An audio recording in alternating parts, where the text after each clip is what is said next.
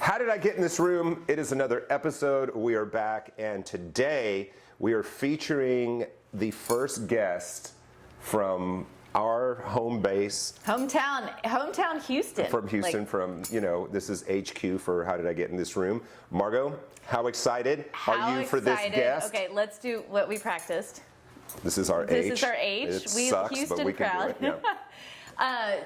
Big shout out to our guest, the Julia Morales Clark. Wow, this was a huge privilege. Just everything that she stands for is Houston, and just between the sports and what she gives back to the community, absolutely, is pretty incredible. And for folks, and if you guys don't know, because obviously, our little show is reaching, God knows how many different corners of the world. But our professional baseball team here in Houston, the Houston Astros, two-time world champion Houston Astros, Julia is their sideline reporter, even though sideline is a football term, but I think that's still how you refer to her. So she is down there right next to the dugout reporting on all of the broadcasts. And she, But she not only does the sideline reporting, she's also just like a friend to the players, which is so cool about her character and her role in this sports industry. She has a working relationship with the players that I don't think any other journalist or any other broadcaster does. And so if you watch the Astros broadcast, there she is. And man, all I can say is, what a boss! I'm such a fan. I really am. Huge fan. And true fact, before the interview with Julia, Ruby he wanted to make sure he was available. He has tried to queue up Julia many times. So it was so incredible for her to make time on the road. Traveling with these guys. She's got very little free time, but she has been a friend of Transparent. Got to queue up Transparent sunglasses, of course. She's been a friend of the brand. I've seen her wearing the brand. And it was awesome to have a little bit of inside scoop on traveling with Astros and just being a woman in a male-dominated industry. Yeah, I mean, that is, when you think about, baseball, it is the longest season, at least in American sports. And not only that, but since 2017, all the trips to the postseason. So when other teams go home, Astros are still in it. And Julia is still on the road. I mean, she probably has enough frequent flyer miles to go to the moon. I'm gonna borrow her frequent flyer miles for my next vacation. Can you transfer those? All right. So here's the deal. Introduce it. Here we go. Julia Morales Clark, the queen of the sidelines. Just because I've been doing it for a long time. This is my 12th year with the Houston Astros. And honestly, when I started, it was like, God, it'd be great to do this for a couple years before the next big thing. At that time, I'm in my 20s. The way the industry was, people weren't in these jobs for very long. And y'all know too, the goal back then when ESPN was so powerful and so popular, it was like, all right, what can you do to get to the national level? Like that was just the way it was. So when I started the job, that was kind of like the mindset, but I'm so glad that things changed for me and I fell in love with Houston and I'm here all these years later. But this job is really, really hard. And starting a family a couple of years ago, I don't know if we're getting into all that, but that's like kind of changed the game for me. And I don't know how long I'll be in this particular role traveling as much as I do. So, it is kind of like, I need to really like think about the things that I really want to do or like experience before things change or, life just happens. So that's kind of where I'm at now, but I've done a lot already. I've checked a lot of the things off.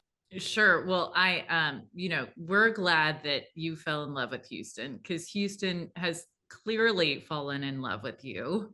And you see it from your fan base. You in your own right are your own kind of like baseball superstar. And one thing that I think is really cool, and I just have to cue up right away, is what you are representing for women, just in the television world. I'm not really I'm just pretending that I'm in the TV world right now, but you really are. And you do such an incredible job. So I wanted to kick it off with what feelings did you have on May 13th of 2024. I'm sure that that day was really special to you. It kind of bring it, I'm not a feminist, but it does kind of bring a tear to my eye because it's just really, really, really cool. I'm with you on that. I'm with you on just like the feeling of all of it. And so if you like, it depends on what time of day is how I felt. Because before the game, leading up to the game, I had a lot of mixed feelings. I was nervous as all get out. Like thought I was going to be sick so many times. I had prepped so much and I had known this was coming, way in advance. I'd spoken to Todd Callis, our play-by-play announcer, about like how he preps for games. I wanted to be as prepared as I possibly could to call a game, to be in the booth. And at the same time, I knew Jenny Kavnar, who got the job as the first female lead play-by-play announcer, basically in the big leagues, but she's doing it for the Oakland Athletics. I knew that she was going to be in town with the A's, calling it in the booth that's right next to the Astros booth. So we knew that there was going to be a tension when it happened, just because it'll be like the first of something. But leading into it, I was like, this is not how I want to promote it. I really want to just be like, Todd and I are trading places. And so I talked to Todd a lot. I talked to Jenny a lot.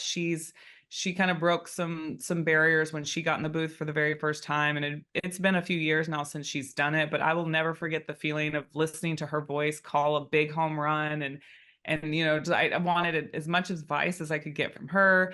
I was asking a lot of questions, and I was asking the team for help and like, what can I do? What do you not like about it now? I was over preparing basically. And so that's why I think I kind of worked myself into nerves. I also wanted to do a good job because it's a Major League Baseball game where these guys are, they're putting their heart and souls every day. We've got Spencer Arrighetti on the mound that day. And for, if you're not an Astros fan and not following along too closely, like at the time he hadn't won a game yet. Like he had pitched a couple of times, but he had yet to get that first major league win. So we knew that like if he could just get 5 innings here and the team could get a win for him, like this would be a memorable day for Spencer and his family. And then, you just don't know what's going to happen on any given day and like who's going to have a big game, who's going to walk away like with that being the best day of their life. I mean, that's how cool this sport is. And that's why we're addicted to it, right? It's because you just have no idea what's going to happen. So I wanted to do a good job. So yeah, it happened. I was like a nervous wreck. I finally kind of settled in, had a lot of fun with it because of the way the game played out. The Astros came through for me. They had like the best game ever. Spencer pitched great. He ended up getting that first major league win. Alex Bregman, who had such a terrible start, and fans love Alex and his family and all that he's given to the city of Houston. But this was like he's not a great starter, but that was a pretty awful start for him. So for him to have a 2 home run game that day was like, oh my gosh, where has this been? All the work he's put in. And then you're hoping that it kind of like catapults him into having a good year. So there was all that going on as well. But when, like that first break after it was over, the commercial break, like I just slumped into my chair and all the emotions and the adrenaline, and it was overwhelming. I go home and I'm staying off social media on purpose. Like I'm very scared because I know I'm not stupid, right? I know what's going on out there. I'm following what's happening. I see people comment on things. I know what Jenny's gone through in her first year being lead by play-by-play, and there's just so much negative, and I didn't want any negative. Like it was so good. Like the game was good. I felt good about it. I was having the support from the people that I needed it. The team was really great and said good job. So I was like, all right, that's it. Like I don't want to check social media. I don't want to know what the heck these people were saying. So I did. I stayed off. And even the next day, I think I popped on just to like repost basically what the Astros had posted or MLB had posted. And then it was like, all right, I'm off again. But a couple of days later, people were like, people are so nice. And I'm like, what? They are? And that kind of blew me away. And then there was like this wave of people who were reaching out about like my daughter thought that was the coolest thing. I thought that was the coolest thing. Like having a woman's voice like kind of made me stop and be like, who is that? Who's talking? Oh my gosh, Julie's in the booth. I got a lot of that. And then it turned into like, all right, I have a responsibility here to talk about this, to, like keep just throw it out there, like throw the positive vibes about being a female and doing this out into the universe, because there are young women who are watching and who might want to do this. And if I get on camera and talk about it and they see it one day, that might help them along the way, or I don't know. So the media request came in and I was just saying yes. It was overwhelming. I'm very, very busy, but I'm like, I have a responsibility here to talk about this and to make it all positive. Like I said, just make it a positive experience, and like, we can do this. I'm not trying to take anyone's job. Like, the story wasn't that like Julia's gonna like take over. She has no experience in this, but I'm like, it was just a fun thing that we did on that one night. There's 162 of these. If you didn't like it, like, there's 161 more. We are going to hear Todd Callis, like I had that kind of fun with it too. And so, yeah, just like a roller coaster, Margo. It was a roller coaster, and it still is. I'm super glad that I did it. I'll probably do one or two again, like, it's not going to be something I do all the time, but it was fun. It was a lot of fun at the end of the day. Do you ever go back and look at some of the broadcasts? Do you ever like, man, I wonder how I did there? Or No, I hate the sound of my voice. Are you kidding? I'm in TV. Don't we all hate the sound of our voice? Um, I appreciate you saying what you're saying about being natural on TV. So I had a choice. And when I started with the Astros, I had a choice of like who I was going to be on camera, because I was going to be on camera every single day. It's such a unique job, right? And TV, like, of course you have your stories, but like, or in local TV, but I mean, you know this well too, like, you're reporting on things that aren't like, it's not about you. Like, everything's just like, here's the facts, here's what happened out at Cowboy Stadium today. Here, here's what he said, back to you. So to get into this world of live television where like we are broadcasters, and so I wasn't like this reporter anymore, I was a broadcaster, and I was supposed to be a personality, like that TV personality. People put that on their Instagram and you're like, what does that even mean? Like, you're a personality? But it's true, like, that is legit. Like, all of a sudden I became someone that's like, all right, I've got to give it some flavor and tell these stories. Like, obviously I'm going to button it up at times and talk about injuries and do all that, but like, there's just so much airtime that we're filling. So I had a choice when I first started. It was like, what was I going to sound like? Was I going to have that reporter like buttoned up thing? Because there are some reporters out there that are like that. I kind of took the approach of like the way the play-by-play people are, like, and the analyst is. So we had Jeff Blum start that year, and he was super chill, and he had this Cali thing about him, and he was just like himself. And so then it kind of like pushed me to be myself. And so in the beginning, I was like saying, I would even have these like stupid little phrases that would make it across the air, like my little hick town, like I'm from the small town. And so I would like say like, I reckon, or like something would come out of my mouth and I was like, oh my God, I just said that on TV. But I found that people loved that because it was like, it was just so genuine, and I was telling stories, and nothing scripted. That's the other thing. We're just talking. We're just telling you, like, I'm listening to the guys ahead of time. I've got my notes obviously, and I'm hearing it, but then I'm paraphrasing. Like, I'm just like, I'm giving you the stories that way. So it's through my voice and who I am. I'm so glad I did that though, because can you imagine like 12 years of like being some kind of fake whatever, like that would have been really hard to keep up all this time. Well, I think we can all relate to whether you're on television or not. It's like, remember the old voice recorders, when you'd have Yes. a message where you actually hit play, and the whole house hears the recording, like, sorry, I can't come in the phone. It makes me cringe too, but you do have that voice. It's just smooth, it's easy. And I think that, certainly me, as we're close girlfriends, it's true. You are who you are on screen, the same as you are at, a cocktail party or, girls gathering for wine or whatever. Less cuss words. I don't cuss on TV, as Right. Less cuss words. We try and edit everything.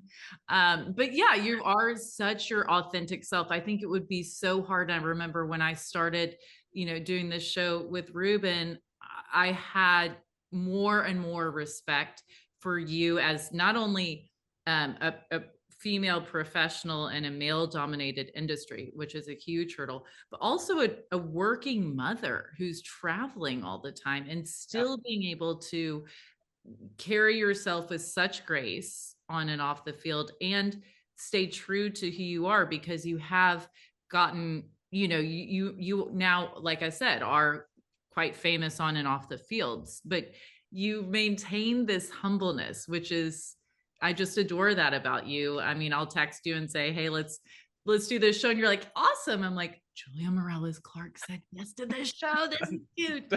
So what do you think, do you go back to your roots on that, saying I reckon and remember where you come from to maintain where you're going, or how do you do that? Yeah, I mean, yeah, I guess so.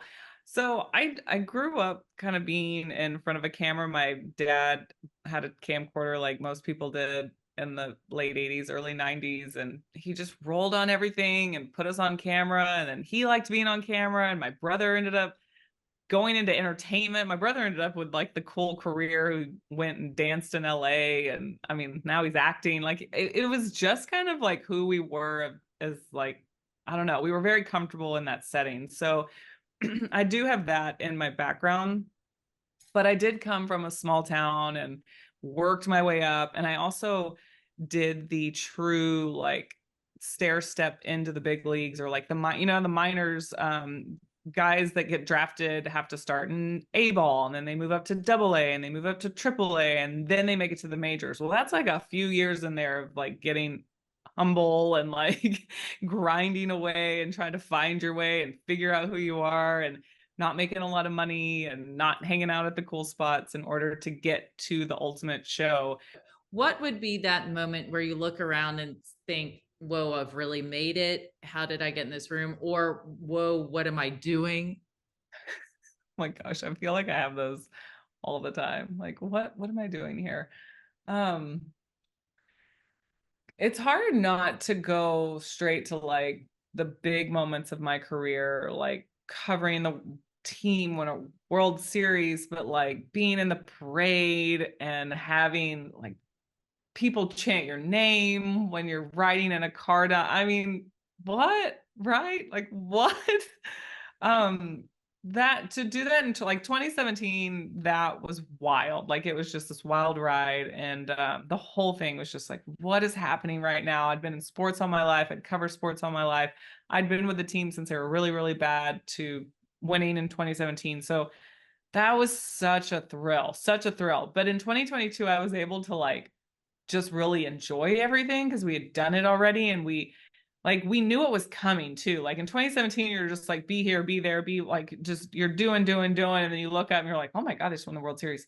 2022, it was like, all right, so now we get ready for the parade. And what do you want to do? Like, it was crazy, right? It was like, okay, last time I wore this for the parade, but like this time, like, what is this world that we're in where we're like, you're experienced and you can like, I don't know, it was wild. But I was able to like listen and see people's faces and hear the Julia chants, and was what is still what to me. I just can't believe any of that happened. But I will tell you that covering Justin Verlander's no hitter and being the first person to interview him when that happened. So it was his third no hitter. And this is a guy that's going straight to the Hall of Fame when he's done. That was a huge moment of like, okay, like everyone's watching this interview. This interview is like probably on every national network right now, but also like it will live forever, right? Like they will be playing clips back of Justin Verlander for the rest of time, like well after we're all gone. And I'm going to be in some of those clips just because like I was the one, right? Like it was my team and my moment. So there are some of those as well. It's just like, wow. But I have those moments a lot just because of the greats that are around the game, and they'll show up, and like if like Derek Jeter tries to talk to me, and I'm like, but like of course he does, because like we've been in the industry together, and he's on TV and he's watching the Astros, and like of course he knows who I am, but it's like he knows who I am. Like what? I have those little moments all the freaking time. So it's wild. It's really wild, and I just love it so much. Like people will still ask me I'll get it every once in a while. Like, so do you really like baseball? And I'm like, what? What? And I used to get that question a lot, like when I first started working in sports. It's like, so do you like sports? And it's like if you don't love this, like you're not doing it for $15,000 a year, and you're not, like you have to freaking love it. And so, yes, of course I love it, and I respect it, and I respect everyone that played the game and all these cool teams. And so yeah, I mean, it's like it takes my breath away some days, the things that I get to experience and be a part of and just witness like on the daily is really cool. I mean, I'm witnessing another Hall of Famer in Jose Altuve interviewing Dusty Baker when he got to 2,000 managerial wins. Like he's a Hall of Famer. I mean, these are just some of the best ever, ever, ever to do it. And I'm sitting right next to him. It's crazy. Being the only woman on the road with a bunch of dudes it's got to be tough, and it takes one cool chick. So thank you for coming on. Thank you. This has been great. Y'all are killing it. Keep killing it on your podcast. I said this before, and especially when we were talking about getting Julia on the show and doing all of that, I am legit such a big fan. I've been doing this for a very long time, obviously a lot older than Julia, and she hasn't been in the business as long compared to me, right? But man, I'm just like a huge, huge fan. She's amazing. Well, and I love that for you. You always say what a fan you are. I am too. And I think that's such a testament to her as a character, because Julia not only has the female fans, she represents mothers, right? She's a working mom. She's got a daughter.